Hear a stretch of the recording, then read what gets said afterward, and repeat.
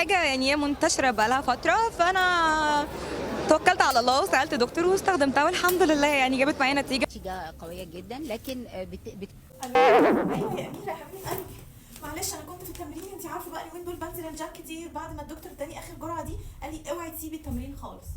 الحمد لله انا لحد دلوقتي نزلت على الحقن اكتر من 20 كيلو. طيب بقول لك ايه يا اميره يا حبيبتي، ممكن تقولي لي اسم الحقن اللي انت اخدتيها ونزلتك ال 20 كيلو دول وانجز كده، عشان انت عارفه انا عندي حوالي 40 كيلو كده عايزه اخلص منهم بسرعه، وخلاص تعبت من لف على الدكاتره وتجربه في الدايتات. تقريبا كده بقالي 3 شهور باخدها، بس الدكتور قال لي احنا هنبتدي بقى نوقف تدريجي.